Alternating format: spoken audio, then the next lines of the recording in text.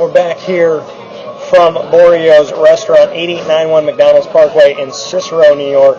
Here with Robert Drummond, formerly of the Syracuse Orange football program, as well as the NFL and the CFL. Spent a ton of years playing football, now watching it, deciphering it. I'm back on the field every single week. You can go and check out Rob Drummond on Back on the Field. All the shows are up there for you if you ever miss one. You can watch the episodes on wakeupcalldt.com on the Back on the Field page. And we're here, of course, at Borio's every single month. And you never have to miss a show because it's right here with you all the time on youtube.com/wakeupcalldt and wakeupcalldt.com. So without further ado, getting back into the conversation, we talked about the best NFL backs of all time. Mm-hmm. Let's go to Syracuse history. Who would be your top 5 Syracuse backs? I mean, once again, I'd probably be a little bit biased in Syracuse back because if you go through history, you definitely have to start with Ernie Davis, the first African-American Heisman Trophy winner. And when you used to watch film on Ernie Davis run, what a phenomenal, graceful, pure, just elite runner, just had speed, had power, had elusiveness, had body control. And Ernie Davis had all the intangibles to be the great ones. Next time on the list is, most people would go with Jim Brown, Jim Brown phenom, what Jim Brown did in college and everything.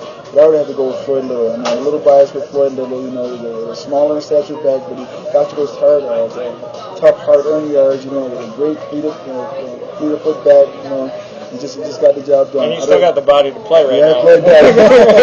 But then after that, you could go, jump into the fullback discussion. You can either go with Larry Zonka, who's a fullback facility, with a tough, bruising, punishing runner, or B.J. Johnson. Rob Conrad could also be mentioned in that conversation, but they tried to combine Robert Conrad as a running back, and he was a better fullback than he was a running back. Yeah, so he could catch pretty well, but run-wise. Very good receiver, but the funny thing is that all the running backs in Syracuse, the one that had the most yards was Joe Morris, and Joe Morris is good at running. Joe Morris wouldn't crack my top 5. See, when you name your top 5, I can't help but say that your top 2 make perfect sense to me. Ernie Davis, to me, was taken way too soon. Yes, I agree. And just hearing about Ernie Davis or watching The Express, which anybody who hasn't, I suggest that they do, just to catch a glimpse, but even talk to Floyd Little or talk to Jim Brown or talk to someone in Ernie's family, there was just something about watching that movie and just feeling his essence, I feel like his life force is still here. Yes. He's still around. And outside of Ernie, I would put Floyd Little there just because, do I know Jim Brown on a personal level? No, but I do know Floyd Little on a personal level. And I always look at who you are in general, not just what you did on the field. And Floyd Little, to me, is somebody who not only, because the thing is, he has affected lives on the football field, but what he does and the type of speaker that he is and the type of motivator he is, he will continue to affect football forever. I agree. Jim Brown made some decisions in his life where you're not affecting football in a positive way forever. It's like he did it and it was done. So if you want to talk about talent and you look at Joe Morris, you look at Jim Brown, but Ernie Davis to me has to be there. And then when it comes to fullbacks, you name the 3. Zonka, Moose Johnston, and Rob Conrad, and Rob, who wore number 44, who people forget so many times, had a good career with the Miami Dolphins, was definitely a player that I have all the utmost respect for. When you look at the fullback position, it's kind of a lost position in the NFL now, and even in college football.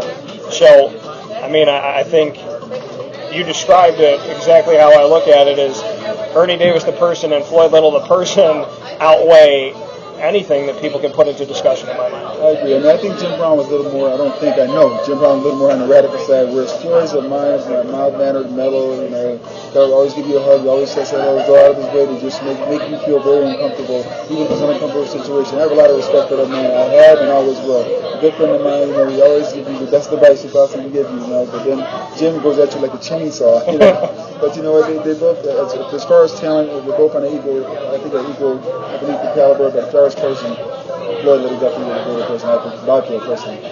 Of the recent history, Jerome Smith, Antoine Bailey, DeLon Carter, Walter Reyes, out of all those guys, who is, or maybe somebody I didn't mention, who has stuck out to you in the not too recent, or not too distant past, I should say? I mean, Walter Reyes, of course, the ability to be able to, Walter Reyes delivered that with Damian Rhodes, but Walter Reyes, his ability to be able to be a shifty runner, a powerful runner, to get the hard yards, when he needed to get him, it surprised me that he didn't have more of an opportunity to play professional sports, but that's the way it goes sometimes. It's like that sometimes, as we say in the football world. I would have liked to see him given a little bit more opportunity to play at the next level in the NFL. But it goes to show you. Look at Mike Hart. What Mike Hart did in high school. What Mike Hart did in college. And then with the pros, at that point he couldn't get it. So different strokes for different folks. I think Walter Reyes is one of the more other talented running backs that ever played at Syracuse also. And out of that group, I think it would be him. When we look at where Syracuse is now, Prince Tyson Gully, George Morris II, Devontae McFarland, Adonis Amin Moore, incoming in the class of 2014, Irv Phillips. Of the running backs that they have on the squad right now, who would you, if you had to choose and give the ball to someone, and it was just a single back situation at Syracuse, who would you feel most comfortable giving the ball to? As I said before, I really like McFarland. I really like Morrison III. I won't say they're my favorite backs, but I just like their style. They remind me a lot of myself as a running back. Tall, leaner type guys. Whereas Prince Tyson Gully, yes, I like him as a running back, but he's a short stature guy. Like the smaller back. The other guys are a little bit bigger. I like a little bit bigger backs. A little bit bigger backs. Like they're home run hitters also. Donovan Lee Moore is a very powerful back. He's not going to give you that home run hit where you can get to the outside and run that 4-4, that 4-5, get you that 60, 70, 80 yard run. Yeah. I like McFarland in third, and I like McFarland and George Morrison in third. Adonis Amin Moore was, in my mind, very underutilized last year. Not that the backfield did it bad by any stretch of the imagination. McFarland got in the end zone, Morris got in the end zone, Gully got in the end zone, Smith got in the end zone multiple or double-digit times, first time ever in his career in college. But Adonis, to me, being underutilized because I feel like there's so much talent there, especially for his body and his talent that he has for his body. What have you taken away from Adonis Amin Moore, at least at this point? Very strong, powerful runner. At least he was when I saw him play. I didn't see him play that much last year. I'd always wondered why. But I think this young man's going to come back with a vengeance of having something to prove, not just to his teammates, not just to the city of Syracuse, but having something to prove to himself. He knows how talented he is. He knows how good he is. He has nothing to prove to me, but he has to prove it to himself. And I think that's one thing as an athlete. When you go out there and you have this devotion to prove something to yourself, it makes you work that much harder in practice. It makes you work that much harder, in studying for the game. It makes that prep time that you're preparing to get ready for these football games that much more, strenuous for you. That much more, meaning to you. So I think this young man's going to come out with fire going into this next season and prove a point that he should have been playing and getting the ball last year. He told me most recently that I said, how have you had the body stature that you've had and your feet are so good? You're so well on your feet. And he said, when I was a kid, my dad, not just football, he said my dad made me play every sport. And one of the sports that he credits with helping him to have good footwork was the fact that he was a tennis player.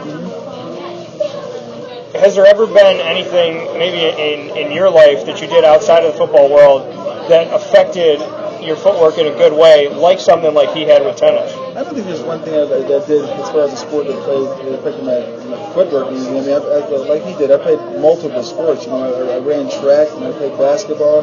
One time I played soccer, so I played the multiple sport gamut. But it was just playing playground football out there with the kids. We used to call it toss-up tackle, where we get a group of about 20 kids, throw the ball up in the middle, one guy, and everyone just destroy that one guy. So it taught you how to avoid contact and from close quarters and things of that nature. So that's pretty much what I think I learned how to get my quickness and get my power just from being in those scuffles I had as a kid. The staff had talked about the fact that they want to get him around 220, and he's been working to get to that point. But DeAndre Smith said, for his size and what he is right now, even though he wasn't at the time that I talked with him at that weight that they had targeted for him, he said he's still doing unbelievable things.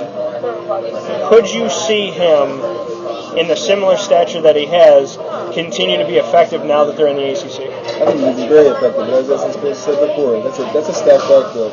That's a very, very talented backfield. That's a football team. And carries are become less and less for each player. You know, the players can get frustrated, but as long as they work as a group, as long as they work together, you know, same thing with the rotation that me and Michael owns. You know, we understand we're a group. We understand, you know, he's not going to get 20 carries in a game, and I'm not going to get 20 carries in a game. That's going to be split. As long as we went out there and did what we had to do and got the running back position job done, that's what it's about. It's about the running back position. It's not about the individual. Because Devontae is one of those guys that has gotten better throughout this past spring, because George Morris has really great footwork that keeps him in bounds, because Prince has been the best back as far as catching the ball out of the backfield, and Adonis has this power and this ability to push you before the whistle blows. Do you need them all? Because I just described to you 4 different styles. I mean, 4 different guys. Devontae has that length. He's long when he's running. So when you watch them all run, you're never watching the same style. So do you almost need it all together to make it happen? You do need them all, because different styles of runners is very confusing on the defense. So at any given situation, any given time, you can put one of those young men into the game, and it confuses the defense. Now the defense expects the power of Adonis more. You know, they get the elusiveness of McFarland, you know, or the elusiveness, you know, of Morris in the third. You know, so it's anything that they possibly can throw at you at any given time that can throw you off. From an offensive standpoint, it's great for the football team. With having a class with only one running back coming in, and then for the future, you know, you look at that potentially changing, but for right now, in 2014 class that'll be in the fall, with Irv Phillips being a part of this, what advice would you have for him coming onto a team that has 4, at least 3 potential starters, potentially a 4th one? What do you say to a guy like him as a true freshman? Everyone starts at the bottom of the mountain. Eventually you have to find a way to work your way to the top. You know, so just work. It depends. If you want to get to the top of that mountain, you're going to have to put the work in, because no one's carrying you. You know, so yes, you got obstacles in front of you, but as long as you push those guys, it'll make the team that much better. And when you do reach the pinnacle of that mountain, you know you've had something in the success of those guys in front of you. It's Rob Drummond of the NFL, CFL, and the Syracuse Orange here with Dan Tortora on WakeUpCallDT.com, live from Boreo's 8891 McDonald's Parkway in Cicero, New York, right on the water. Phenomenal food, a phenomenal experience, something that you won't find anywhere else. Between the bar, to the food, to the Sunday brunch, to the ambiance, to what you see when you look outside the window, Boreo's is the place to be every day of the week, except Monday because they're closed. 8891 McDonald's Parkway in Cicero, New York. Once again, Dan Tortora and Rob Drummond. We'll be back to wrap up. We'll talk to you very soon.